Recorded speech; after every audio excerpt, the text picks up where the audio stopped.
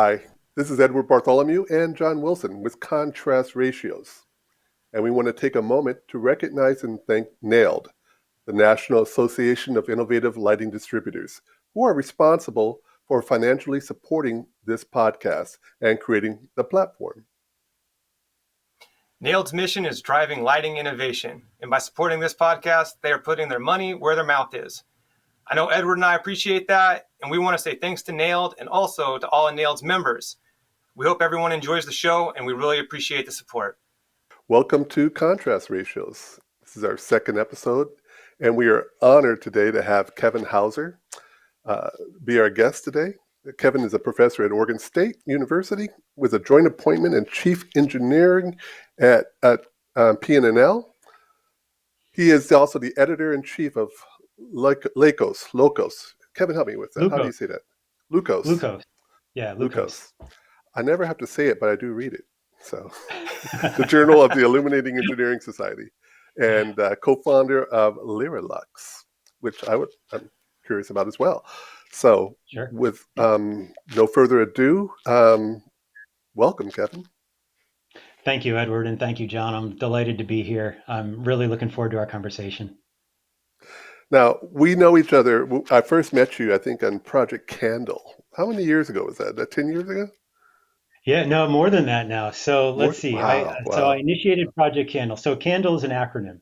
It stands for Collaborative Alliance to Nurture, Design, and Lighting Education. And so this was actually something I proposed. We can go back in my history here. I proposed that when I was a faculty member at the University of Nebraska. And It was supported by the ILD Education Trust. And that happened to be at a transition time when I was moving from Nebraska to Penn State. And so I moved Candle with me from Nebraska to Penn State, where I directed that and ran that program for 10 years. And so we had support from the ILD Education Trust, support from the Illuminating Engineering Society for a number of years, and the primary support came actually through industry partners. And so that was a really nice thing. And now it's still running. My colleague, Rick Mister at Penn State, is still managing Project Candle there. And I'm actually developing other things now that I've relocated from Penn State to Oregon State. That's great. That was an amazing, inspiring program, just working with the students and the things that we were doing. And we could get more into Project Candle. But I want to actually, first, I want to introduce my partner, John Wilson. Hey, John. Yeah. Hey, Kevin. Thrilled we can have you on the show. Edward and I were both, when he suggested you, and I looked over your bona fides as he put them, I was like, man, this guy sounds amazing. And then you and I, by happenstance, connected before this. It's the lighting universe. How many times have people said, it's like 1 degree of Kevin Bacon's before you run into somebody, and that was kind of the case when we met.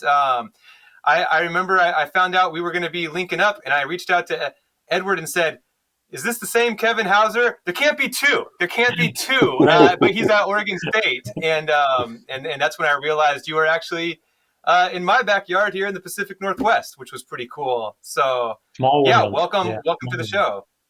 Thank you. Yes. So one of the reasons we wanted to bring you on the show really has to do with the editorial that you put out in Locos about color rendering, and it may have an inherent bias. And I just kind of wanted to explore that and understand kind of what the issue would be and how that would impact, the way that we understand lighting and the metrics of lighting. Sure. Yeah. So thanks for that question.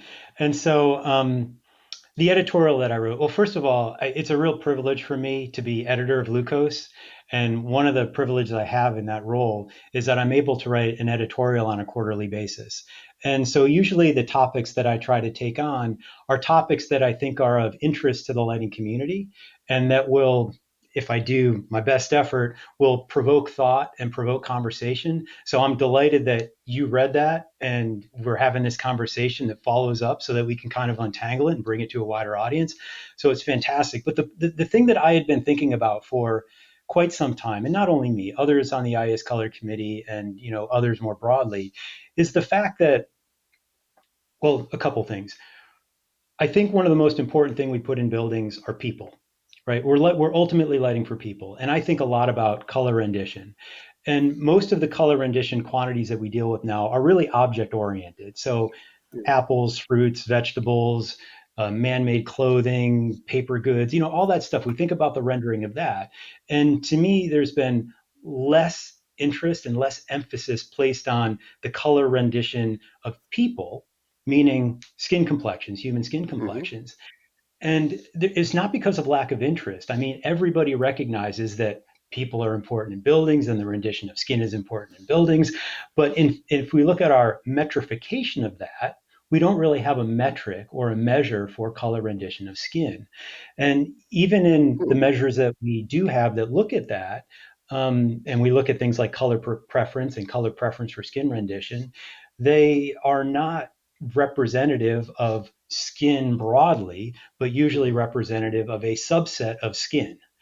And so it seems to me that that is an opportunity and also a limitation in current metrics and our understanding of how light color impacts interior environmental perception. Now, clearly, there's $1 billion cosmetics industry out there that would definitely benefit from understanding this.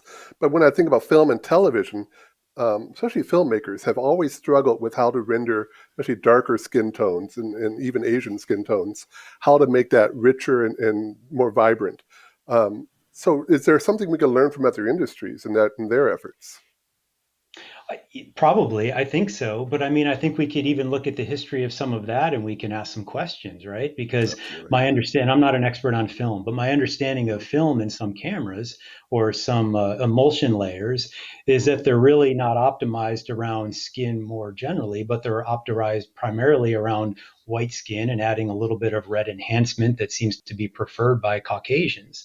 And Mm-hmm. so, um, if we look back on color preference research, the same is generally true there as well. I mean, most participants, subjects in color preference research, have been have been white, frankly. And there's Mm-hmm. been quite a few studies that have been done with Asian observers. But the only real understanding we have about color preference for skin under different light sources, except under very small number of participants, has to do with white skin tone reflectance Mm-hmm. and Asian skin tone reflectance.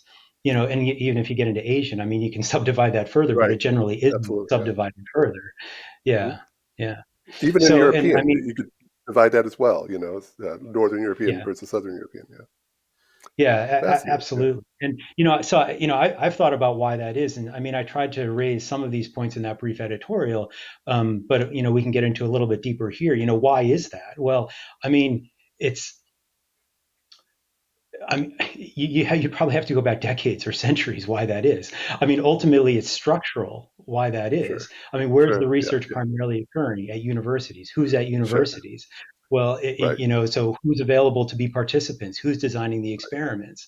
Right. So And you have and a biased right, sample set type of thing. Yeah. right, and so it just gets traced all the way back. Hmm. So so when you think about what are the implications of something like this, if one of the questions, I think John, you also had the same question. Do we have a specific rendering for one set of people and another one for another set of people? Um, what it's ultimately how we reflect it back and what makes us look attractive, but that could be very culturally specific. Is that what you say? Yeah. So, I mean, what's actually interesting is if we look at skin tone reflectances, and there's a number of really good databases of skin tone reflectances where we can look at essentially the reflectance on a wavelength by wavelength Hmm. basis, Hmm. like a spectral power distribution for a light source, but a spectral reflectance distribution for a skin tone. Now, most of those reflectances are taken like on the back of a hand or on the inside of an arm or something like that, which I would suggest is perhaps not the most important part of the body to be measuring. Sure. Probably we want measurements on a Sure. person's face because that's what we're Right. looking at when we're communicating. But what we see there is there's surprising similarities in the overall shape of those skin tone Mm-hmm. reflectance functions. Generally, regardless of how light or dark a person's skin is, we reflect more long wavelengths and fewer shorter wavelengths. And there's a couple inflection points where there's kind of a dip and a curve that tend to be consistent across many different skin color types. And so the idea behind that was because the profile of skin reflectance is so similar. Like maybe it's possible to select a small number of skin reflectance samples to be like broadly representative of a wide Mhm. number of skin types. But Mhm. the thing that tends to miss is that we don't have uniformity in our skin reflection. Like if you Mhm. look at somebody Right. could have a freckled face. You could have mottled parts. You can have age spots. The Different contrast times of the between year, I have different tan lines too. So. Absolutely, right. And there's different contrast between different parts of the face, like under Right. the eyelids, the nose, the lips, the cheeks. And this doesn't even get into different facial structures and how those different facial structures interact with like the inner reflected light that goes on in the skin and how the Mhm. direct light. Mhm. Some people have more deep set eyes, some people have shallower eyes, some people have high cheekbones, and that changes all the shade, the shadow, the highlight, as well as the color rendering characteristics of skin. And we've really not untangled these elements. And so, I just think there's a great opportunity to understand this more deeply. So Would you Kevin, say? I gotta ask, I gotta ask here. I feel like we, as in the lighting community, I mean, I love where this is going, but the more you're describing this and you're getting into detail, Edward, I keep going back to that comment you made about the cosmetics industry, and I'm like, Mhm. listen, I'm stepping way out of my element here. Okay, so I'm preparing myself for like I know I'm not an expert in this, but I know enough from walking down the aisle at Target that they don't sell one compact for black people and one compact for white people. They got a spectrum, and then every one of those has like this like panoply of colors that go together that allow you. I mean, it's like they have taken that concept that you just described, and it's profitable, right? To be like, It's how it do you speaks to look? yeah, yeah. No, it speaks to also if you look at the recent census that came out, and just basically how we're blending as a population in America, and how so you'd imagine that's impacting skin tone as well. So we're no longer as homogenous and as we used to be. We're much more blended in many ways too. So to speak to your point, John, absolutely, cosmetics figured that out. They know how to target that. And there are absolutely black cosmetics, and there are Asian cosmetics, and there clearly are white cosmetics. But they've figured out that market to the tune of billions. Yeah, yeah. It So makes you wonder: I is only there bring going to? that up because it seems. Go Yeah. ahead. Go ahead. Now I was wondering if there's going to be a subset within the TM30 type of committee that will be focusing on faces and looking at how do we what is the implications of this? So I hope so. And there is actually a subcommittee on TM30 that has in the really early days of thinking about this stuff. Now, of course, to do this work, it takes resources. And so first we're sort of in the ideation phase and in the experimental development phase. But like ultimately, if this research is going to happen the way that I hope it does, it can't happen with a bunch of white people running the experiments or even conceptualizing the experiments. Hmm. It really Hmm. has to be a multiracial and multicultural group that's doing that, because even within race you have different cultures, and Hmm. something like color preference for skin tone is not only a race-based idea. It's definitely a culture-based. What you grew up with is going to affect what you like. Hmm. And so what you're exposed to is going to affect what you like. So we have these sort of memories. Think of food memories. Well, I think there's lighting memories that are like that as well. And so I mean, for example, if we take a an Asian American that was born and raised in the US and Hmm. someone who was born and raised in China, they may have different preferences, even though they're racially comparable. They're culturally Hmm. dissimilar, and that could lead Hmm. to different likes and dislikes. So This is Kevin, fascinating. let me ask this. Yeah, let me ask this. I want to pry back on the cultural thing a little bit and get your help me understand this, or just I guess there's two questions here. The first is so I've heard people describe broadly. Well, there's a cultural preference between some Asian cultures that prefer this higher Kelvin temperature versus what we here in America, like, around the whatever 3000 K. And then I guess in my head a little bit, I'm like, or did they ever have a choice? Like was there, if power prices were super high, and if you had a semi-authoritarian like government, like backs the major manufacturers, and it's cheaper to make these really super bright blue lights, and electricity is really expensive, you might not have ever had a choice. Could that still be like, well, it's still cultural preference because they grew up with it? And so, I mean, just help me unpack that a little bit more. Do we actually have studies that are like, yeah, we took 10 Scandinavian kids, but they all picked the same light? Or is it this subjective thing that isn't as easy to put into a box? Yeah, so that's a great question. So I have two parts to my answer here. One is sort of the idea of preference, and preferences on the one hand, on the surface, it seems like a rather easy thing to unpack. You just ask people, do you like this? Do you like that? Which one do you like more? To what degree do you like it more? Um, but there is an inherent subjectivity associated with preference, and there's also a sense with which you can't really be right or wrong with preference because it's just your preference, right? And we are fickle beings, and so trying to slice that up and determine group preference can sometimes be complicated. But what's interesting about that is that if we have an intentionally structured participant pool, then and we do this in a statistically appropriate way, it's surprising that we actually can ask these questions that seem like you can never find a group response for that question, but in fact we can reliably find a group response. Now, of course, it's a statistical distribution, so there's going to be people that are over in one color or the other that don't fit, but you're going to have this big hump in the middle that applies to a lot of people. Now, here's the thing with color preference research and a lot of just more generally color research or lighting research in general. Our participant samples are convenience samples. And what I mean by that is we're just going out and saying, who's available right here? So if it's done at a university, students, right? Yeah, it's a bunch of 20-year-olds and 19-year-olds that are young and healthy. And that's just how it is. And so like if we want to properly do this type of color preference for skin research, it can't be a convenience sample. So like I've thought about this from my position at Oregon State. Like, how would I do this? Well, I probably need to collaborate with a historically Black university, for example. Try Morgan State. I just started teaching at Morgan State, and we would love to participate in something like that and collaborate with you. So, absolutely. There you go.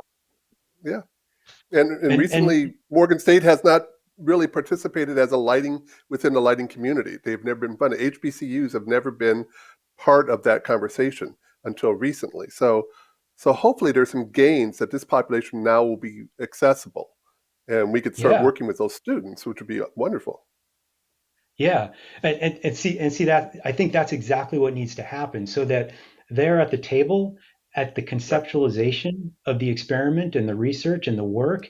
They have, we have these groups have buy-in. So like at Oregon State, we have a large multicultural institution that has all these different organizations for Middle Eastern students, for American Indian students, for Asian students from various like Southern Asian and other places in Asia. So I can imagine partnering with them so that they're also involved and so that they're also assisting with the recruitment of participant. So participant recruitment is no longer just like, what grad students' friends, but they're actually like, we intentionally got 30 people that fit this particular category, another 30 that fit this particular category, another 30 that fit this particular category, so that we can look at how those different categories of observers respond differently to the questions that are being asked. So you could really define skin tone specifically by its spectral profile, correct? And so you could kind of remove the racial element and a cultural element and really saying we're looking for this specific sample set from this type of spectral distribution type of thing, right? Yeah, broadly, I think that's true. However, and this is the sort of the scientist coming in of me coming in, as you get deeper and deeper, you can imagine more complex ways of asking questions and try to untangle it. And what I mean, like, like there's certain times where color rendering of skin tone is just going to be pretty benign. Like right now, the three of us are just talking, right? But Actually, let's I say you're think in a it's pretty situation. critical right now, actually, because when I Yeah, think about everybody doing Zoom, no, I think about the light sources and everything like that, and having the appropriate light source to render us on these, I call Hmm. these miniature TV studios that we have. I never feel satisfied. So, yeah. But I Kevin, like let I'm me these. looking at you. let me sort of I'm looking at you. Go ahead. Yeah, Go ahead.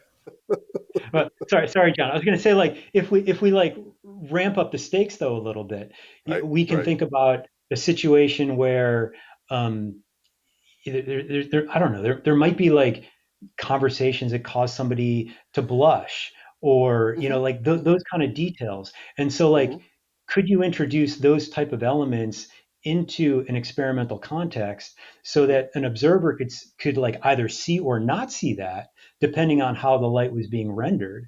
And so, like, I think observation of skin tone Hmm. is a method of communication. Hmm. It's part of our verbal It's a communication, cueing, looking at another absolutely. Hmm. person and Hmm. not just seeing eye contact, but seeing, like, are they flush? Are they Hmm. washed out? Hmm. Are they sickly? Are they healthy?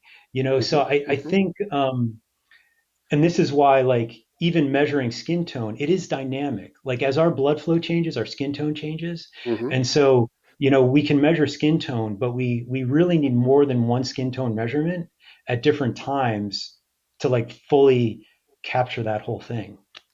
Well, and I know that these type of observations are critical for pathology, understanding how sick people are, and how what they look like. And so, darker skinned people may not indicate to certain doctors who have a certain preference, doesn't show to be that sick, or that people can't identify um, what's going on for them physically, because they don't really Mhm. understand how that skin tone changes and what the cues are for that. So, and I know there's been some research on that in that regard. So there's some serious health implications to this. Yeah, sure. In fact, we don't use it in the United States, but in Australia and New Zealand, they use an index called the Cyanosis Observation Index.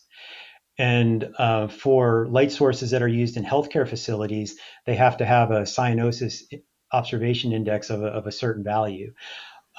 And basically, what that allows a trained medical professional to do is to visually observe whether or not a participant, or not a participant, but a patient, I guess, Patient. Hmm. might be suffering from cyanosis.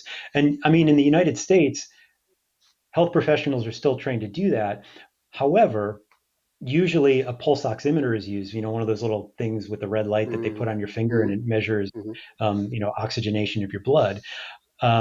And interestingly enough, a lot of LEDs that are available today would not have an appropriate cyanosis observation index because it requires long wavelength radiation. And a Hmm. lot of blue pump LEDs, kind of like cut off Right. Cut that that off. Hmm. long wavelength deep red radiation and are not truly suitable for observing cyanosis. So does this also speak to, we always reference incandescent as being the true perfect source. And in that ways, we've been trying to replicate that with LEDs. Has technology gotten better with solid state lighting, that we can get to a better reference source that can have at least a general rendering of people in a good, healthy way? Yeah. So I love LEDs. I think what we can do with LEDs is amazing. Um, But I I hear about I tend to, well, actually, it's where we are, where we can go, and where we will go. That I mm, don't really know, like, where we can go and where we will go. Those are two different things, and I'm not really sure. I do know I can see some products that are out there in the market today that certainly have that deep red and that long red radiation that are quite beautiful.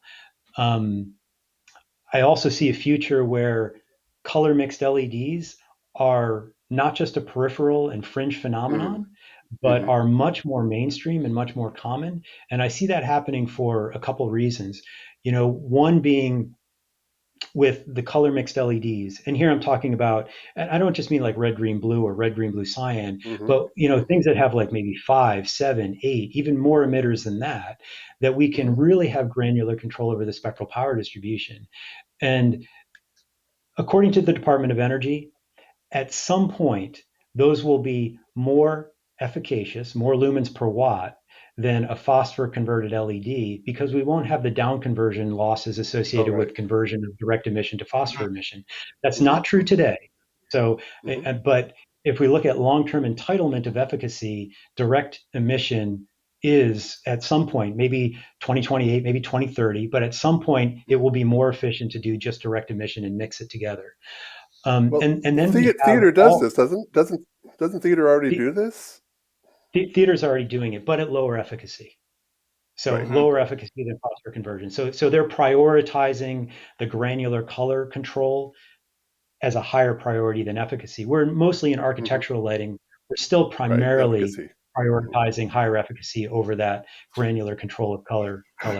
And so, and then we think about, so getting back to something you said earlier, Edward, if I can pull back to it, um, you know, if we have this, I don't know, like these polychromatic environments with a wide range of people in them, what do we do about color if color rendering of skin is our highest priority? Like, do we have like here's your best average spectral power distribution to do it, or here's your best spectral power distribution for this or Right. that class of people? Right. You Right. know, I don't actually know the answer to that, but actually, I think that's a real opportunity if you can begin to tailor the lighting to Mm-hmm. a particular population, and even more so if you can give people options. They can go home, they can take this thing out of the box, and they can, oh, I'm going to set it here. Oh, yeah, I look good. That's the one I'm going to use. Well, dressing rooms are the In the classic home. example. I was thinking, how much money is being made. You make the sale in a dressing room. And if people are able to put their faces and get a reading, and then suddenly the lights will actually respond to that, whatever that reading is, and make them and enhance them, that would sell whatever they're wearing. So they would actually know what they're wearing is going to be enhanced and look beautiful. I think I know that retail makes all their money in the dressing room. And Yeah. hey, likewise, Edward, I can see that just as likely once your profile is set or you pick your lighting profile. I can see every smartphone selfie applying that Oh, yeah. light through its Yep. filters. Okay, or right. Absolutely. But I want to go. I want to go to this real quick though. It seems to me like, Kevin, is it conflicting? So boy, you made me think of a whole new class of lawsuits that are going to get opened up. Like in the personal home, when people are picking this for their home and their preference in their closets, there's no problem here. Like, more power to them. I love it. Like, you should feel beautiful in your home. It's super funny that we've spent I feel like the whole time I've been in lighting, the CRI conversation is about what color is that sweater in your closet versus when you walk outside. And it's not about what color is your face. Like, that is actually Right. mind blowing to me. But when you talk about, you say, we've got this multi-use space, and you could either have we kind of picked this full spectrum that we think works for everybody, or we could pick, hey, it's a predominant, like this mostly peachy creamy color here. We're gonna set it to W1, and just, like, as soon as you're in a common space, I feel like people are like, nope. Or are we going to a world where, like, when I walk into this conference room, I expect those lights to change? And does And this it whole depends who's in concept, power. Who's ever in power how, gets to choose, right? well, that's the lawsuit. That's why there's going to be lawsuits. How does this also affect, like, aren't we trying to take these multi-use spaces to a circadian tuning? The lights, we're trying to change the tuning that direction. Is there interference between that objective and what you're describing? Do those two things exist in harmony in the future, or are those battling for what we prioritize in that mixed use Yeah. space? Have we introduced So, a so whole other factor in here? Yeah, actually, I'm glad, John, that you introduced that factor. It is a whole other factor. As far as there's two kind of things. Let me kind of take them one at a time. So about that, what do you do when you have a bunch of people of different backgrounds with potentially different preferences in the same environment that might want their skin to look differently than the person next to them, and so on? I mean, it's a really good question. I do not have an answer to that, except I'll sort of give you a cop-out answer, which is to say that nobody really gets fired for light sources that specifying light sources that have super high fidelity. So like a color rendering index above 95 or Mm-hmm. an IES Mm-hmm. TM30 fidelity score above 90. It's flat out safe. Okay, it's safe. Yeah, Now, yeah. Okay. and if people don't want to study color, and they just want to say, like, I want something that people are going to walk in and there's nothing to look at here, I'm not offended, I'm Mm-hmm. not particularly happy by it, but it's Mm-hmm. just fine, just go with RF above 90 or CRI above 90, and Mm-hmm. it's going to be okay. But that is suboptimal, and I Mm-hmm. really want to make this point that that's suboptimal. And what I think is counterintuitive is that there are many situations we can go to a lower fidelity, drop your fidelity from 90 to 80 to 70 even, by Wow. intentionally adjusting the spectrum to enhance certain colors and desaturate others. And the result of that is people are like, wow, this color is amazing. It is so much better than it was before. And that is like the non-intuitive thing that is absolutely out there, but is absolutely true. So it depends Mm-hmm. on what your priorities are. If your priorities are high fidelity, go with a light source that's like, incandescent like or daylight like, high CRI, fine. But if your goal is like high preference or Hmm. high vividness, then you need to Mm-hmm. relax your fidelity so that you can get these other benefits that otherwise would not have been available. And so I guess what I would say is if you have that sort of general office environment that has people of many different races and backgrounds, go with high fidelity. Mm-hmm. But if you have a special environment, where a cultural community is going to greet, or your own private home, Mm-hmm. um, Hmm. Mm-hmm. then go with preference for that group Mm-hmm. preference. And then now you Mm-hmm. have an opportunity to have, one particular light setting for one group and another for another group. And now Mm-hmm. you've actually, provided granularity of control. And what I Mm-hmm. think is actually an opportunity for lighting to do something value added. Yeah, Very yeah. interesting. Yeah, we've been talking about the value of lighting, and I think no, I don't think anyone's really been looking at what you're talking about, Kevin, at all regarding adding that type of value. And I could definitely see that it's going to be application specific. First place I went to was a barber shop, and barbershops in Black communities are very important, and their lighting is usually horrible. So I could see where they would want to do really. You could do some really interesting lighting and make these spaces and beauty parlors as well. Make them Uh-huh. very specific to the culture that's actually going there, and make these people celebrate these people, make them so beautiful. And it'd be a subtle, subconscious type of thing. They'd look at each other and they'd see this. They'd recognize that, wow, you're looking very radiant and healthy today. So I So, think that would so, be a so very Edward, powerful thing. I gotta build on that with one of my silly ideas. I had this idea long ago. So for any type of beauty parlor or salon or like that, you have one entry and a separate exit. Okay, so go in one way, out the other.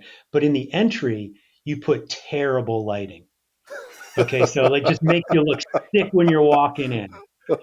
And in the Uh-huh. exit, Right, just the beautiful, opposite. right? It doesn't matter what you do while the person's in there. I love. If they look sick walking in, they look great walking out, no matter what. Right, right. Put the mirrors up and they just look, oh, I look Yeah, wonderful. This is awesome. totally, totally. Well, that's the thing about So, dressing so John, rooms, that you can fool people, do the exact same thing. Just make them, outside the dressing room, make it really crappy. And then when they walk in with that dress or that outfit, that shirt, they look, wow, look great. Of course, when they walk yeah. back out, got to make sure they keep going. So Edward, one of the early, we go back to the early days of that. Bill Thornton, who has since passed, he's the inventor of the triphosphor fluorescent lamp, and he developed a lamp for, at the time it was Westinghouse, called the Mhm, Ultralume. Later, Westinghouse was acquired by Philips, now Signify, all that stuff. But that Ultralume lamp was developed in parallel with Sears stores. And they were Hmm. developing that for Sears for exactly the Wow. type of reason that you're talking about, which was they were looking for Sears was having a lot of returns associated with Hmm. people buying things in the stores, taking them home, Right. not Taking liking the them out. color, having a color shift. Right. And if we think back to that time period, the color quality of fluorescent lamps compared to incandescent that was in homes was very, very different, like a bigger delta Hmm. than we have now. Hmm. And that Ultralume and the triphosphor fluorescent lamps obviously ended up being like a massive success story for Hmm. applied lighting, moving the lighting industry away from calcium halophosphates with really poor Hmm. color quality into triphosphor fluorescent lamps, which had much better color quality.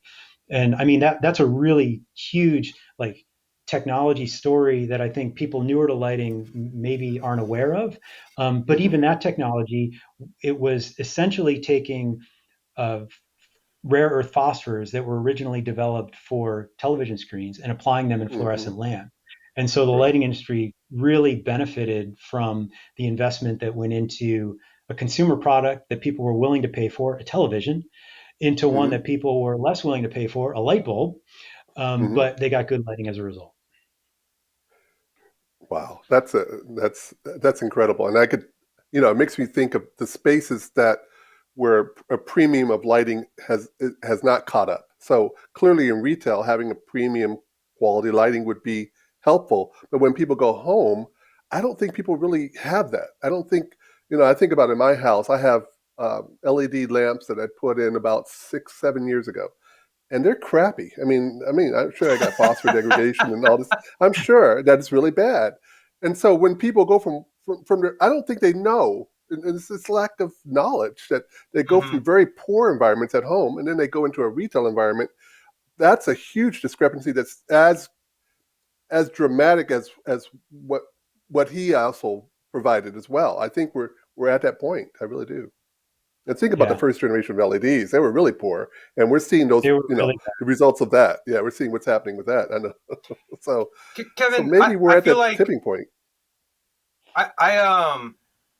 I'm anticipating you saying you used a phrase earlier. You didn't call it marginal. You said suboptimal. That was a nicer way of saying it. But I feel like so I got to ask this question and forgive me. So I told Edward one time one of my superpowers is just asking dumb questions. But recognizing this might be not the optimal answer, but from a practical standpoint, okay, from a practical standpoint, like does the fact that we now see a whole lot of commodity products that offer adjustable CCT on them, and people seem to have pretty dramatic, like, oh my God, like I hate that, but yes, put it there, set it. That's what I want to see, whether it is my objects or whether it's skin tone, right? If we start talking about yeah. skin rendition, does does that move the bar at all in practical terms for you? Is that a move in the right direction, or is that still like missing the point? Is that still like no, we got way more farther to go, uh, or like does that solve a lot? Does that solve some of this preference and personal control question? So all right, so let's unpack that. Great question. So you're talking about CCT tuning, right? So we go from warm to cool, we change chromaticity or correlated color temperature. I think it's great. I've no problem at all. I don't have any problem at all with doing that. However, I will say that we have in our visual system chromatic adaptation, and so there is sort of a parlor trick aspect to correlated color temperature changes because when we see it happening, it looks very dramatic. But after only about a minute or two, we're essentially fully We get chromatic adapted, and it's just our new sort of white light point. And so, and by the way, that is very, very different because while we can chromatically adapt to changes in correlated color temperature, we can't adapt to poor color rendering. Poor color okay. rendering sticks Yeah. with us. And so in many Hmm. in many cases, if we think about this, when people are looking at the CCT, they might be looking at a wall or a desktop or something like that, and they're seeing this very dramatic change. And Hmm. maybe they're not really focusing on the color rendering change that might also be happening during that CCT change. So there's sort of a salience to correlated color temperature that is like immediate and obvious, but probably, in my opinion, because of chromatic adaptation and because of the fact that we can't adapt to bad color Yeah, rendering, it's actually Hmm. less important than the color rendering The color quality of the rendering. light source, which is really an And have we? independent dimension. So have we compromised color rendering because we've allowed that type of, tunable color type of thing? Has color rendering suffered because of that? Has it suffered? Um, I don't know if it's suffered, but has it been sort of like pushed to the corner? Hmm. Maybe it hasn't been given the prioritization that Hmm. it deserves. Yeah, I would say Hmm. so. I mean, the future that I would imagine is more of, I mean, I would like granular control of color rendering more so than I would like Hmm. granular control of correlated color temperature. But Interesting. you don't have that commercially. I mean, there are some Hmm. lighting products that I can buy that I can then Hmm. manipulate as an experimenter Hmm. to do that. But as far as a commercially available solution that's turnkey, it's not out there.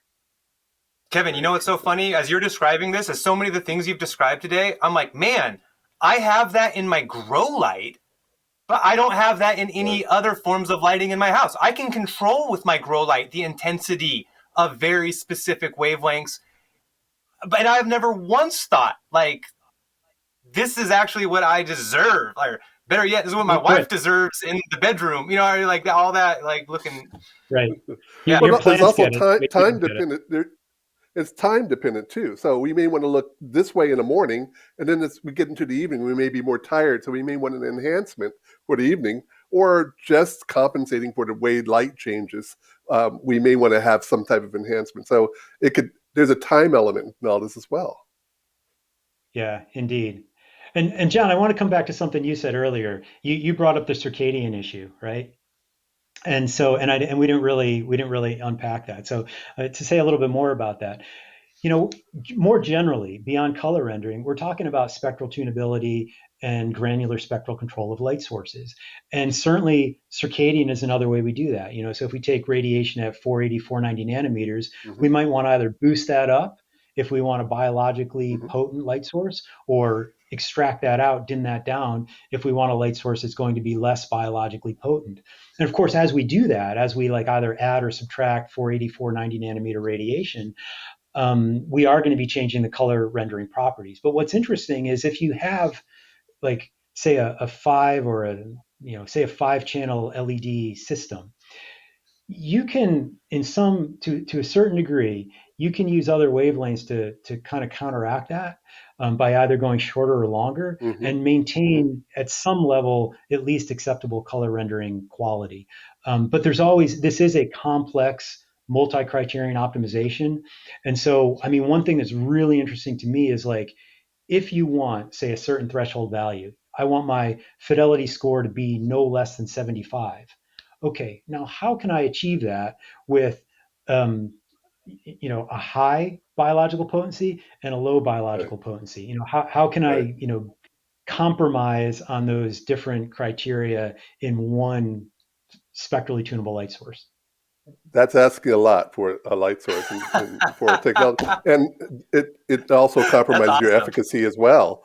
But but I think, do you think that right now we're at that threshold with solid state lighting that we can compromise efficacy to achieve these quality type of metrics?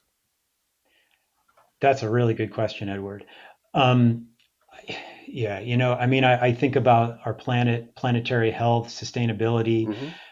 importance of that, but I also have to balance that against, like, human health, and how Hmm. the light that comes into our eyes and renders us, like, impacts our circadian rhythms, our acute alertness, our melatonin suppression, our appreciation of other people that we're around, our ability to see their facial Yeah. complexion and things like that. And so, I mean, lighting is absolutely critical to our life, as important as air and water.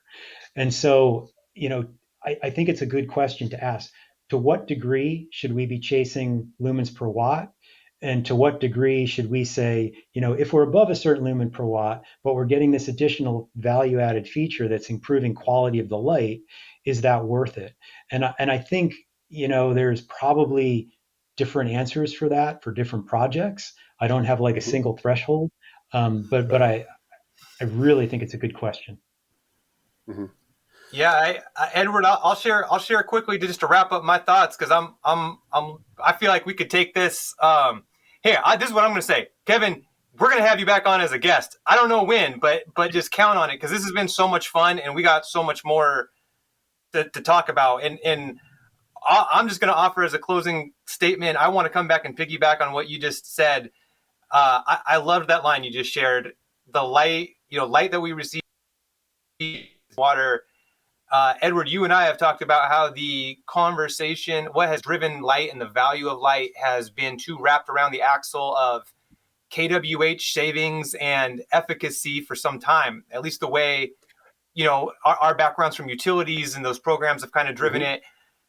And we know from experience, it's not one example, it's like dozens of examples that when the light moves away, too far away from preference, when we don't pay attention to personal preferences, we totally lose, all the gains that we've made. There's a back time to rebuild all that trust. So this to me just feels so encouraging, even though it's kind of like shining a light on how far we need to go, still have to go. It's very encouraging to think about, to kind of see that, to see this direction where we're heading and see this emphasis placed back on the value, the personal value and additional values, the value adds that lighting can bring. So, and I would say one thing I love that, everybody deserves good quality light, and to be able to tune in to those populations that have been ignored and just not even part of the equation.